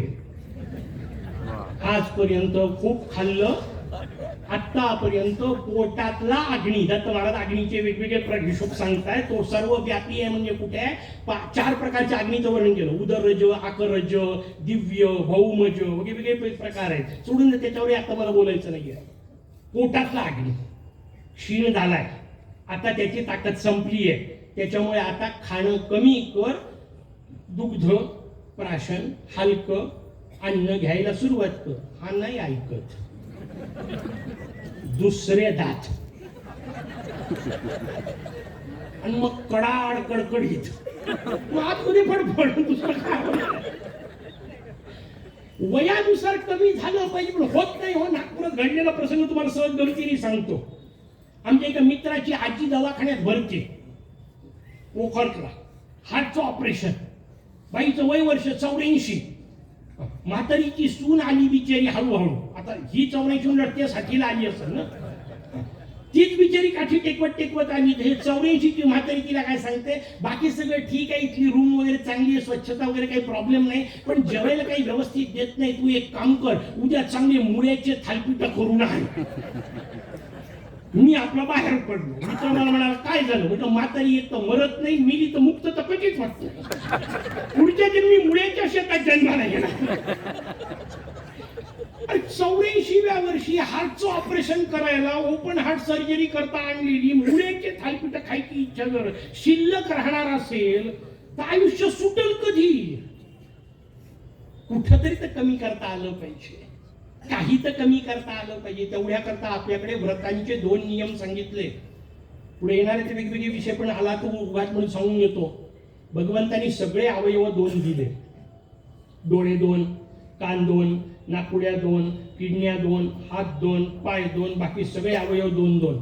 एकच अवयव आहे जो एक दिला, जीभ. स्थूल देहाचा विचार, बाकी तर जाऊ दे. जीभ एकच दिली. गंमत अशी आहे की तिला काम 2 दिले. बाकी मजेदार रचना आहे. बाकी 2 डोळे मिळून फक्त पाहणे, 2 कान मिळून फक्त ऐकणे, 2 पाय मिळून फक्त चालणे. पण जिभेचं तसं नाही. जीभ दिली एक आणि तिला काम दिले 2.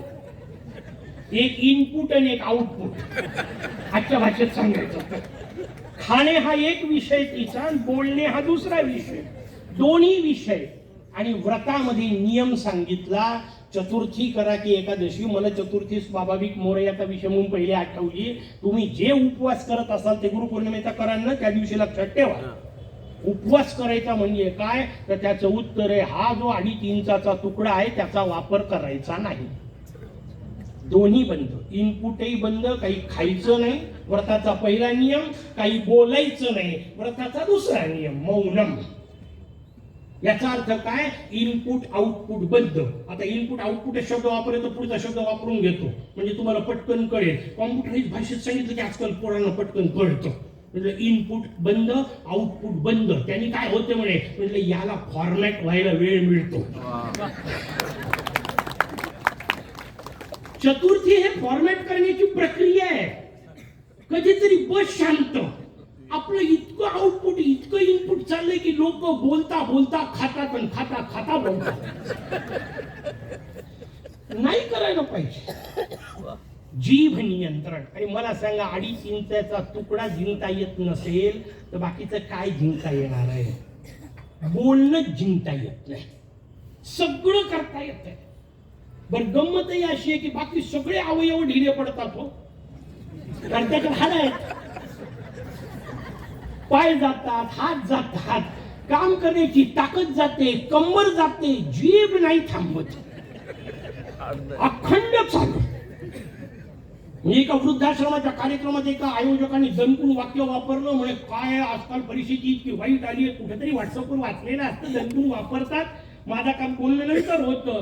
म्हणजे काय करता, परिस्थिती इतकी वाईट आलेली आहे की 5 लेकरं एक आई मुकाट्याने सांभाळू शकते, पण 5 लेकरांना मिळून एक आई सांभाळणं होत नाही किंवा एक वडील सांभाळणं होत नाही. आता व्हॉट्सअपवरचं ऐकलेलं असतं, टाळ्या वाजवायला वाक्य बरे असतात, वापरून टाकलं. मी जेव्हा बोलायला उभा राहिलो, म्हटलं तुम्ही म्हटलं ते बरोबर आहे, होते तसं, पण का होते याचा कधी विचार केला का? त्याचं उत्तर असं आहे की जेव्हा ती एक आई त्या 5 लेकरांना सांभाळते तेव्हा ती एक सांगत असते, हे 5 मुकाट्याने ऐकत असतात. आता परिस्थिती अशी होते, 5 जण मिळून सांगतात आणि ती ऐकत नाही, म्हणून प्रॉब्लेम आहे. कारण जिभेवरच नियंत्रण नाही. आणि मग व्हॉट्सअपवरचे विनोद म्हणतो ते आठवलं तसं जाऊ ते परिस्थिती. आमच्या सासूबाईंना म्हणे एवढी शुगर, पण बाईचं नियंत्रण पहा म्हणे, रक्तातली गोडवा कधी जिभेवर येऊ दिला नाही. त्यातला विनोदाचा भाग वाचला तेव्हा, पण भाव समजून घे. जिभेवरच नियंत्रण नाही, खाण्यावरही नाही, बोलण्यावरही नाही. डॉक्टरने एखादा पदार्थ नको म्हणून सांगितला की आपल्याला जास्त खाऊ वाटतो की नाही, प्रत्येकाचे अनुभव स्वतः तपासा. जोपर्यंत नव्हते त्रास तोपर्यंत खाऊ वाटत नव्हते, एकदा त्रास झाला का जास्त खाऊ वाटतं. जिभेवर नियंत्रण नाही. आणि जिभेवर नियंत्रण ठेवायचं असेल तर ते आपल्याच्यानी होत नाही. म्हणून उपायही सांगतो, नुसतं नियंत्रण नाही म्हणून सांगून काय उपयोग आहे. नियंत्रण तेव्हाच राहतं जेव्हा कोणीतरी पाहणारा असतो.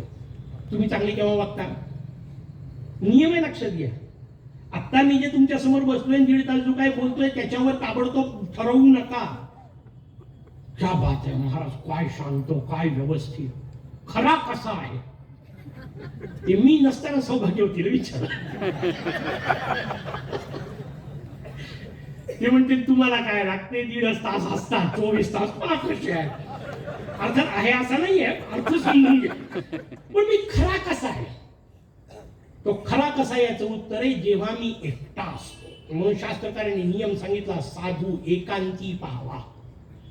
जेव्हा तुम्ही माझ्या घरी याल ना, सांगून येता, आल्यानंतर समोरचं डोरबेल दाबता, तुम्हाला कुठला तरी मस्त श्लोक ऐकू येतो, मी दार उघडतो, समोर मोठा टीव्ही लागलेला असतो, त्याच्यावर संस्कार नाही तर आस्था चॅनल चालू असतो. का? मॅनेजमेंट आहे. काही गोष्टी कराव्या लागतात, कारण घरी येणारे सगळे याच इम्प्रेशन मध्ये असतात की महाराज काय पाहतील, संस्कार नाही तर आस्था. मग आता त्यांच्या इच्छा पूर्ण करण्यासाठी मला आस्था, त्यांच्या जपायसाठी मला आस्था लावणं भाग आहे. तेवढ्यापुरतं ते आस्था चॅनल असेल. प्रश्न तेव्हा नाहीये, प्रश्न तेव्हा आहे जेव्हा तुम्ही बाहेर जाल, मी दरवाजा बंद करेन, आता आतमध्ये कोणीच नसेल, आणि त्याच्यानंतर मी जे काय पाहिजे ते ओरिजिनल. दुसरं काही पाहता अर्थ काढू नका. याचा अर्थ आता हे काय पाहत असतील याचा विचार करत बसू नका. कोणीतरी पाहत असलं की आपण व्यवस्थित वागतो. आणि मग शास्त्राने त्याच्याकरता सुंदर नियम सांगितला, कोणी पाहत असो की नसो, मी चांगला वागील, कारण बाकी कोणी पाहू की न पाहू, माझा मोरया पाहतोय. गरज काय दुसऱ्या कोणाची. आत्मनियंत्रण नावाची गोष्ट, माझा मोरया माझ्याकडे पाहतोय, कोणी पाहू की न पाहू. हे ज्या दिवशी विश्वासात येईल ना, त्या दिवशी वाईट वागण्याची गरजच उरणार नाही. न राज्यम न च राजा असीत, न दंडो न च दांडिका, धर्मे नैव प्रजा सर्व रक्षन्ति ह्य परस्परम. काय सुंदर रचना सांगितली आपल्याकडे. जगाची जाऊ दे, आपली तर झाली पाहिजे. आत्मनियंत्रण नावाची गोष्ट अग्नीकडून ते शिकलोय मी, हे ते सांगतायत. अग्नीकडून आपल्याला वेगळी गोष्ट कोणती, त्याचं उत्तर आहे अग्नी नेहमी ऊर्ध्वगामी असतो. आठवतात ना वामन पंडित, केला जरी पोत बळीची खाले, ज्वाला तरी ते वरती उभारे. कधीच नाही होणार. मेणबत्तीचा प्रयोग करा साधा. दिवे म्हणजे भारतीय संस्कृतीतले, इलेक्ट्रिकच्या दिव्याला नाही, ते खाली येऊ शकते, इलाज नाही, त्याच्याबद्दल नाही म्हणत आहे. ज्योत जी आहे ती ज्योत नेहमी वरच जाणार आहे, ऊर्ध्वगामीच असणार आहे, खाली नाही तर ज्योत कधीच. तुम्ही मेणबत्ती खाली गेली तर ती मेण वितळून त्या ज्योतीवर पडेल, ज्योत विजेल, पण खाली नाही जाणार, ती वरच जाणार आहे. हा हिशोब लक्षात घ्या. मग ही रचना आपल्याला दीपाकडून शिकायची आहे. म्हणजे काय, तर माझ्यात उतरवायची आहे. कशी उतरवता येईल. लहानपणीचे दिवस आठवा. शाळेमध्ये गेले, सरांनी प्रश्न विचारला, शिक्षकांनी प्रश्न विचारला, आपली प्रतिक्रिया आठवा. कशी होती.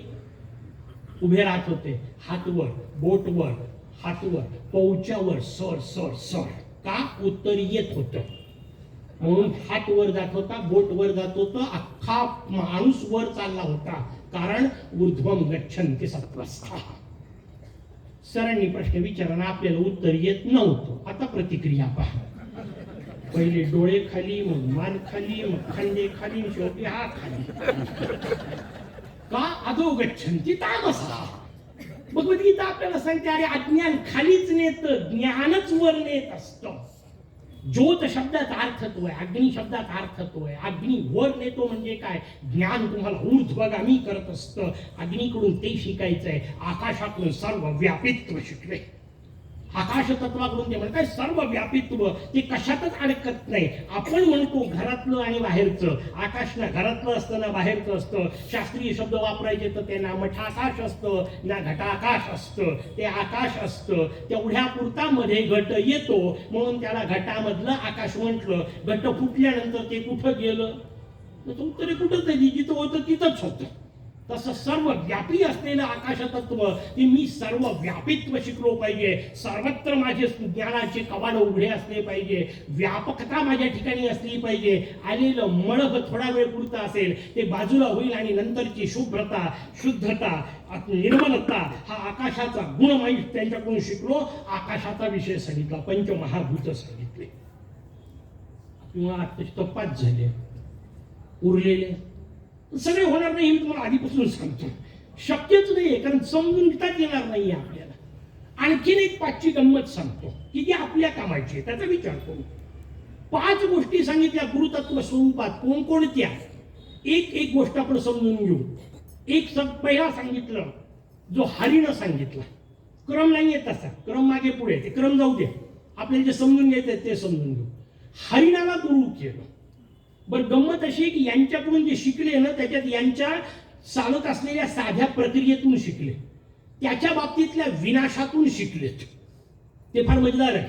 हे जे पुढचे 5 उदाहरणं आहेत ना, हे विनाशाची उदाहरणं आहेत आणि त्याच्यातून दत्त महाराज शिकतायत. इतरांच्या विनाशातून सुद्धा शिकता आलं पाहिजे. गाडी चालवताना ड्रायव्हिंग जर व्यवस्थित तुमचं असेल तर तुम्हाला हे लक्षात येईल. पुरुष मंडळींना मुद्दाम सांगतो, माता भगिनी तेवढ्या चालवत त्यांच्या चालवत असतील त्यांनी लावा, त्याचा प्रश्न नाही. गाडी चालवताना पाहायचं कुठे असतं? त्याचं उत्तर आहे पुढच्या गाडीकडे. रस्त्याकडे तर पाहायचंच असतं, आजूबाजूला तर पाहायचंच असतं, पण पुढच्या गाडीकडे पाहायचं. कशा करता? ती अचानक उसळली की समजून घ्यायचं तिथं स्पीड ब्रेकर आहे, त्या गाडीत नका बसतो.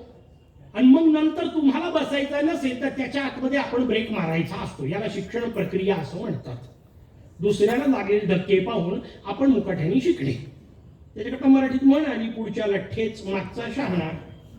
त्याला ठेच लागल्यानंतर इथं दगड आहे, ठेच लागतो, हे लावूनच पाहायचंय का? नाही ना, इतरांच्या अनुभवातून शिकता येतं. 5 जणांच्या मृत्यूतून भगवान दत्तात्रेय महाराज शिकले. पहिला सांगितला हरिण, एक सांगितला. दुसरा, पहिला हरिणाचा विषय, शब्दाचा विषय सांगितला. दुसरा स्पर्शाचा विषय सांगितला, हत्तीचा विषय सांगितला.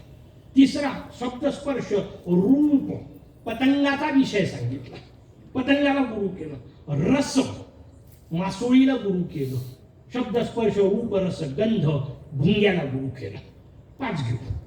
किती मजेदार रचना आहे. शब्द स्पर्श रूप रस आणि गंध या एकेका गुणांपायी ते मारले गेले. म्हणजे काय तर ते हरिण नादावर लुब्ध होतं. हरिण पकडतात कसे, यांची ज्या प्रक्रिया आहेत जुन्या काळच्या, त्या प्रक्रियांचा विषय त्याच्या मागे आहे. तो पकडणेवाला रस्त्यात जाळं बांधतो, सगळं जाळं अंथरतो, त्याच्या पलीकडे बसतो आणि शांतपणे एखादं सुंदर वाद्य वाजवतो. तंतुवाद्य ज्याला म्हणतात, तशा प्रकारचं तार ज्याला असते तशा प्रकारचं वाद्य वाजवतो आणि त्या नादावर लुब्ध झालेलं ते हरण धावत येतं. रस्त्यामध्ये जाळं हे न पाहता त्यात अडकतं. हरिण पकडायची ही पद्धत. आता हत्ती असा कसा पकडता येईल? पद्धत बदलली, कारण प्राणी बदलला. त्याला जाळं टाकून काय उपयोग आहे? ते जाळ्यासकट चालला जायचा, त्याला जाळं कसं अडकणार? मग हत्ती कसा पकडायचा? हत्ती पकडायची प्रक्रिया इतकी अद्भुत असते. प्रचंड मोठा गड्डा करतात, त्या गड्ड्याच्या वर बांबू टाकतात, त्या बांबूच्या वर कचरा टाकतात, त्याच्यावर पुन्हा माती टाकतात, तिथे सुंदर हिरवंगार गवत उगवतात त्या मातीवर. आणि तिथं गवत उगवलं की त्या गवतावर एक कृत्रिम हत्ती उभी केली जाते. हत्तीणीचा एक पुतळा किंवा चित्र. काय होतो तर तो हत्ती त्या हत्तीणीला जवळ करण्याकरता, तिला स्पर्श करण्याकरता येतो आणि तो त्या गड्ड्यावर आला की त्याच्या वजनाने बांबू तुटतात आणि गड्ड्यात पडतो.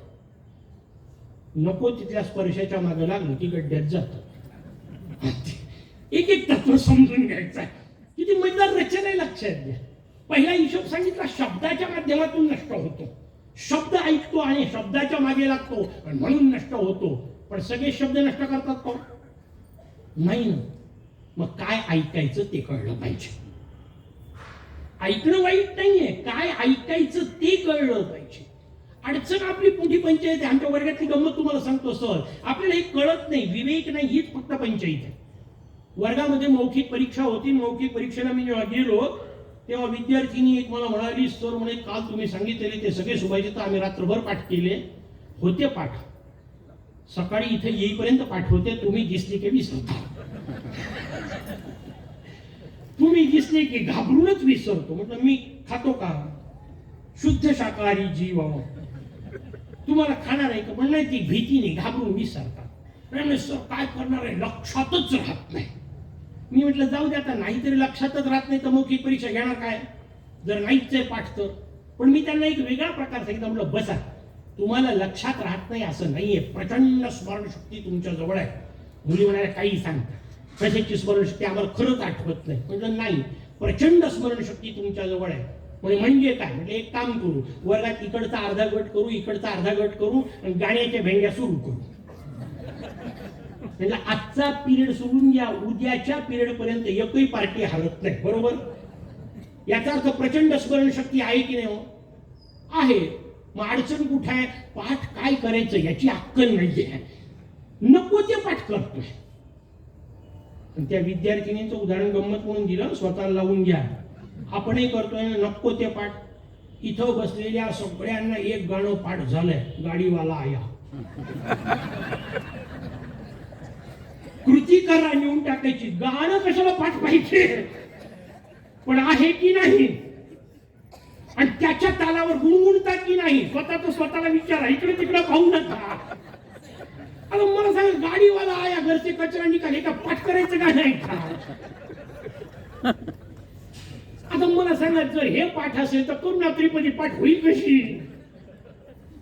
तेवढा स्पेसच गेला ना, तेवढा स्पेस गेला. आणि तो स्पेस जपून ठेवता आला पाहिजे. मी एका प्रवचनात गमतीने सांगितलं होतं, पण गमतीवर नेऊ नका.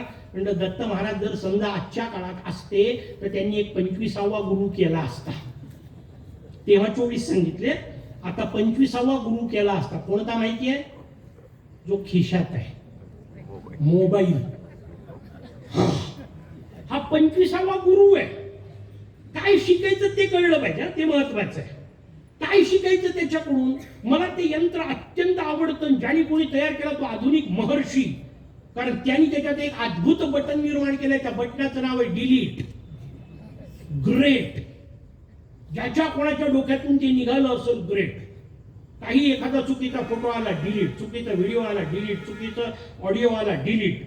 असं एखादं बटन इथं असतं तर किती बरं झालं असतं. यांनी मला शिव्या दिल्या, डिलीट.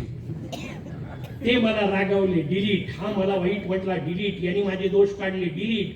असं करता येत नाही, ही मोठी पंचायत आहे. उलट असं काही झालं की आपली ऑर्डर ठरलेली असते, सेव्ह परमनंट. मोठी पंचायत आहे. या नको त्या गोष्टी जर डिलीट करता आल्या तर विद्यापीठ डिलीट देतो. अनुभवाने सांगतो, फालतूच्या गोष्टी डिलीट करत नाही म्हणून प्रॉब्लेम आहे. आणि काय मजेदार रचना आहे विद्यापीठाची. विद्यापीठ म्हणते सगळं शिकला ना, आता डिलीट काढून टाक.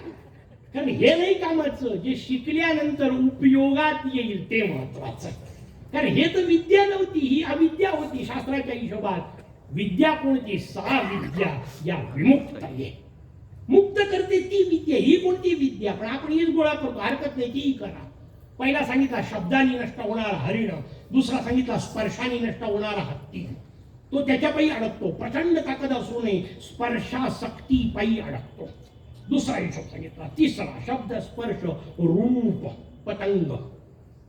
तो त्या दिव्यावर झडप घेतो आणि स्वतःला जाळून घेतो.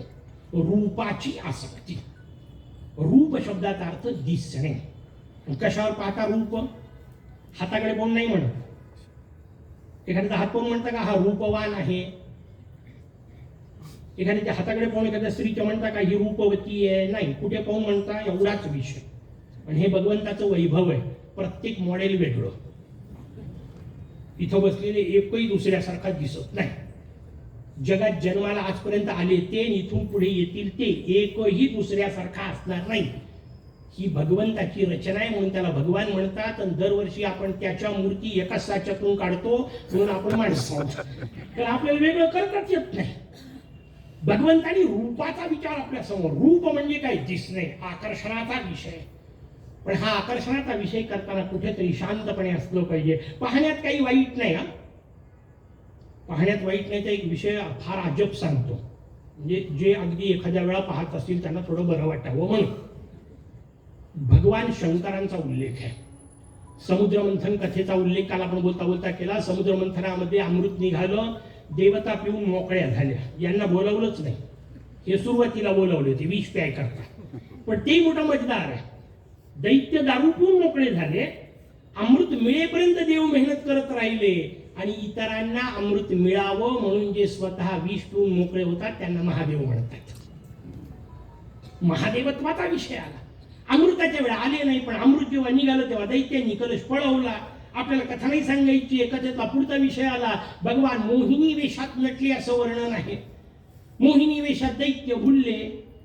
मध्ये अचानक मोहिनी आल्यानंतर हातातले कामट ठेवून जे मागं लागतात त्यांना दैत्य असं म्हणतात. व्याख्या वेगवेगळ्या, पण सोडून द्या, त्याची भानगडीत नाही पडायचंय. त्या मोहिनीच्या मागे लागले, सगळं झालं. नंतर कुठंतरी बातमी कैलासला पोहोचली, मोहिनी वेशात नटले होते, ते कमालीचं सुंदर होतं.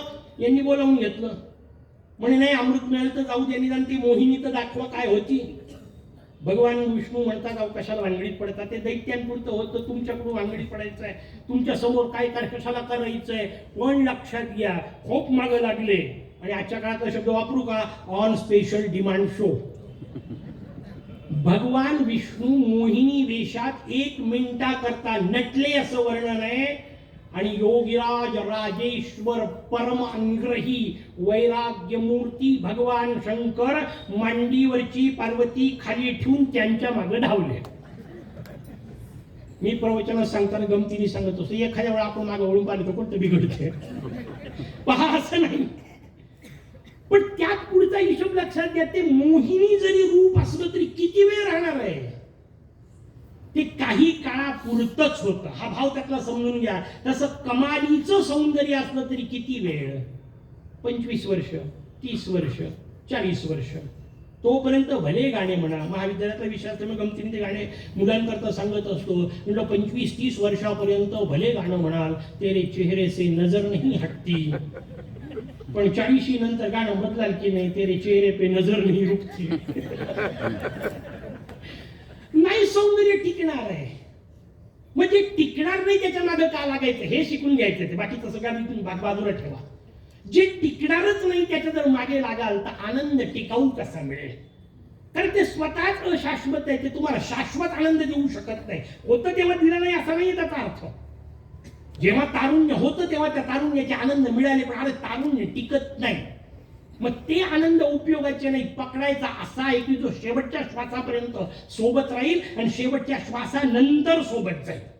तो आनंद पकडायचा आहे. हिशोब तो समजून घ्यायचा आहे. ते बाकीचं कशालाही नाही म्हटलेलं नाहीये, सगळं मान्य. पण ते सगळं मान्य करताना काल म्हटलं तसं धर्म अर्थही मान्य, कामही मान्य. फक्त मागे धर्म पुढे मोक्ष असला पाहिजे. मधल्याच अर्थ काम गोंधळ घालतोय. जगातले सगळे गोंधळ त्या दोनच मुळे आहे, मागे ना धर्म आहे ना पुढे मोक्ष आहे. म्हणून अडचणी येत. लक्षात घ्या. आपल्याला तिसरा हिशोब सांगितला पतंगाचा. तो पतंग त्या रूपावर आसक्त होतो आणि मग फक्त स्वतःला जाळून घेतो, दुसरं काहीच होणार नाहीये. दीपाचं काहीच बिघडणार नाहीये. पतंग जळून नष्ट होतो. रूपासक्तीचा परिणाम सांगितला. 3 विषय सांगितले, शब्द स्पर्श रूप, चौथा रस. मासा सांगितला तेवढ्या करता. का पकडला जातो मासा? वास्तविक एवढ्या मोठ्या अगाध समुद्रात फिरत असतो, त्याला पकडायची काही ताकद नाहीये. पोहणेवाल्याला किती पटाईत असला आणि त्यांनी उडी मारली तरी पकडू शकत नाही. पण पकडल्या का जातो? त्याचं उत्तर आहे, पकडणेवाला गळ टाकतो आणि अडचण आहे त्या गळाला समोर एक गोळी लावतो, खाण्याचा काहीतरी पदार्थ लावतो. आणि माशाची पंचायत अशी आहे, आला की गिळतो, आला की गिळतो. हे आलं की गिळणे हेच दुःखाचं मूळ आहे, हे पहिले करून घेतलं पाहिजे. मोठी पंचायत आहे. लक्षात घ्या. आपण जीवातल्या अनेक जीवांना मूर्ख समजतो, वाईट समजतो, गाढव म्हणतो. म्हैस म्हणतो, एक पुरुषवाचक एक स्त्रीवाचक म्हणून मुद्दाम दोन शब्द वापरले, पण गाढवाच्या समोर काही ठेवा ते स्थळ खात नाही, म्हशीच्या समोर काही ठेवा ते पटकन ती म्हैस खात नाही. काय करते? पहिले वास घेते मगच खाते. वास घेतल्याशिवाय खात नाही. का वास घेते?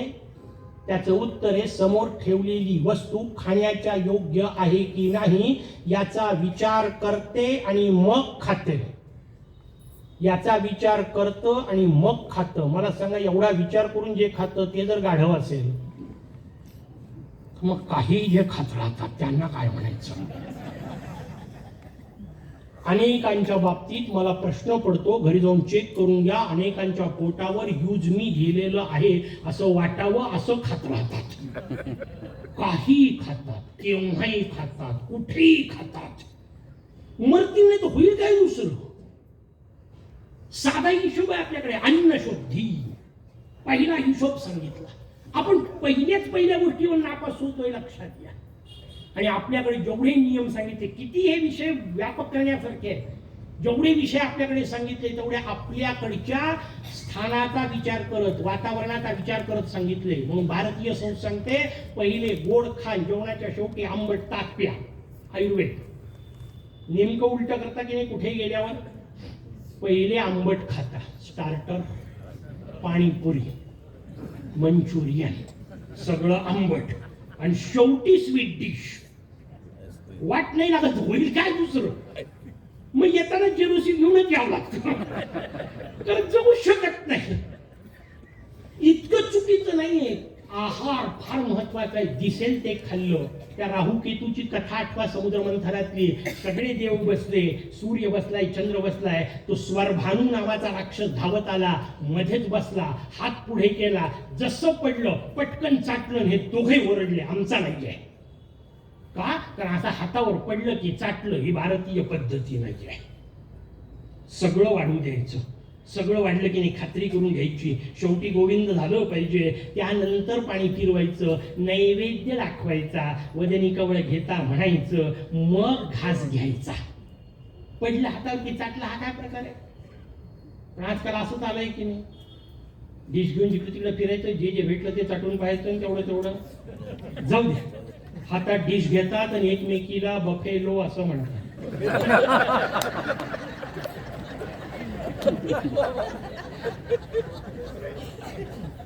कठीण आहे.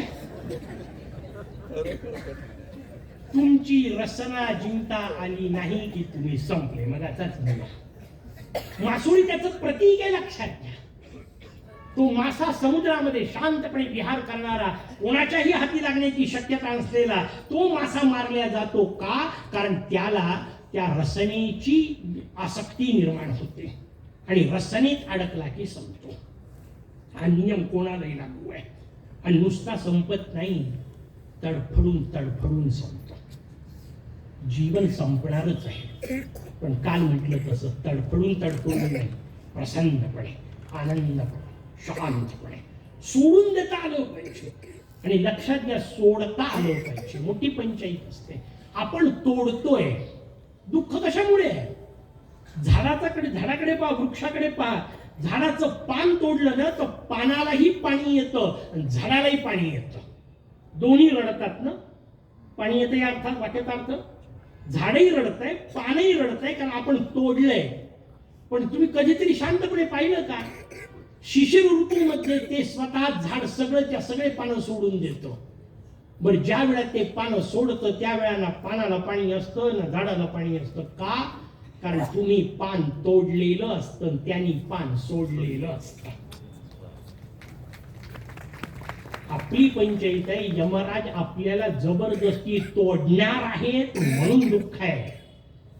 यमराज येण्याच्या आत मला सोडता आलं ना तर यमराज सुद्धा म्हणतील, काल म्हटलं तसं, की अरे चुकून याला न्यायला आलो आणि नाही येणार, काळजी करू नका, चला.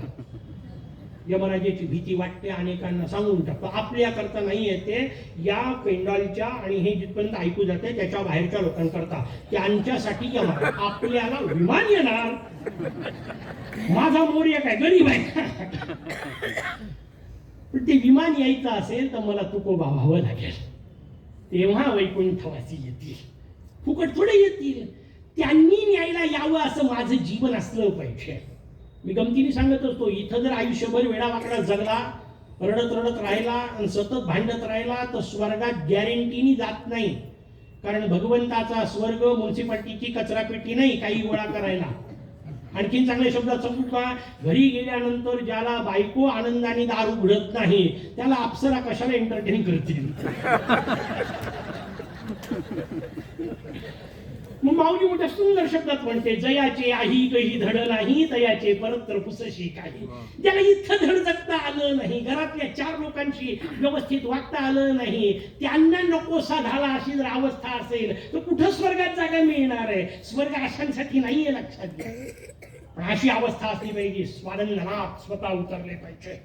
त्यांनी आणून म्हटलं पाहिजे, चल आज तुला घ्यायला आलो, माझा असा भक्त झाला नाही, हे भगवंताला वाटलं पाहिजे. ही रचना आपल्याला जीवनाची करायची, निदान त्या दृष्टीने प्रयत्न करायचे, त्या दृष्टीने आपला प्रवास असला पाहिजे. म्हणून 4था हिशोब सांगितला रस, आणि 5वा हिशोब सांगितला शब्द स्पर्श रूप रस गंध. गंधाकरता गुरु कोणाला केलं? भुंग्याला. कारण तो अडकतो त्याच्या पायी, प्रत्येकाच्या कारण दिले ना. हरण अडकतं नादापायी, हत्ती अडकतो त्या स्पर्शापायी. तसा हिशोब सांगितला भुंगा अडकतो कशापायी? गंधापायी. वास्तविक लाकडावर इकडून बसला तर तिकडून बाहेर निघेल एवढी ताकद आहे त्याच्यात. वृक्ष पुरा पोखरून टाकेल एवढी ताकद आहे त्याच्यात. पण अडकतो कुठे? कमळात. ती किती नाजूक. पण संध्याकाळी येतो, उडत उडत तिथे येतो, मकरंद प्राशन करत बसतो, आणि मकरंद प्राशन करता करता आजूबाजूचा सुगंध असतो, त्या पाकळ्यांचा सुंदर स्पर्श असतो, सगळ्याच गोष्टी एकत्र असतात. आणि मग म्हणतो, कशाला उडून तरी जायचंय, बसू मस्त इथेच. बसतो, बराच वेळ रेंगाळतो, चुकून एक दिवस त्या रात्र होते आणि कमळ मिटतो.